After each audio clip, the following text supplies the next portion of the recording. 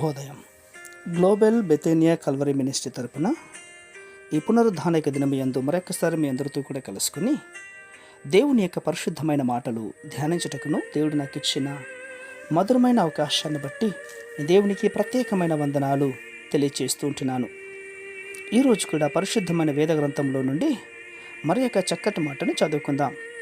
ద్వితీయోపదేశకాండము 4వ అధ్యాయము 29వ వచనాన్ని నేను చదువుతున్నాను. దయచేసి గమనించండి. ద్వితీయోపదేశకాండము 4వ అధ్యాయము 29వ వచనము.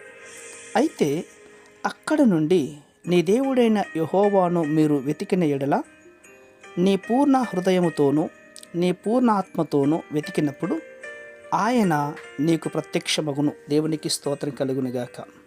అవును ప్రియులారా, మనము ఎప్పుడు పూర్ణ హృదయము పూర్ణ ఆత్మ కలిగి ఉంటాం అంటే దేవుని మీద, దేవుని యొక్క అధికారంలోనికి మనం లోబడినప్పుడు, మన ఆలోచనలన్నీ కూడా పరిశుద్ధంగా ఉన్నప్పుడు, దేవుని యొక్క పూర్ణాత్మతో జీవించేవారుగా ఉంటాం.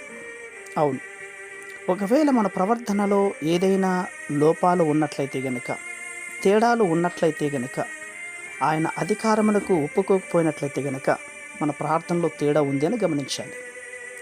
మనము నామకార్థమైన ప్రార్థన చేయవలసి వస్తుంది. ఆ సమయంలో మనము దేవుణ్ణి కనుగొనలేకపోతూ ఉంటున్నాం.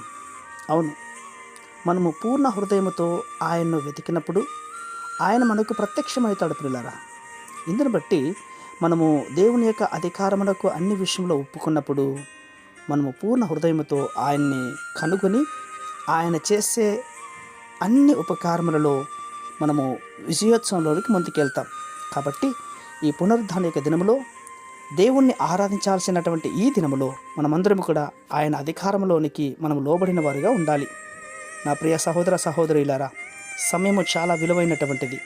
కాబట్టి ఈ పునరుద్ధానిక దినములో లోకానుసారమైనటువంటి కాలక్షేపాలతో సమయాన్ని వదలకుండా దేవునితో గడపడానికి, దేవుని మందిరానికి కుటుంబ సమేతంగా వెళ్ళండి. దైవ శిష్యులు పొందుకోండి.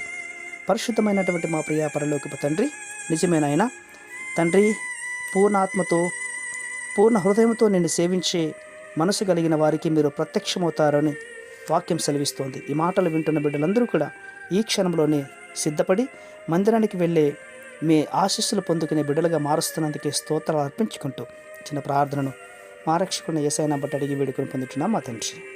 ఆమేన్, ఆమేన్, ఆమేన్.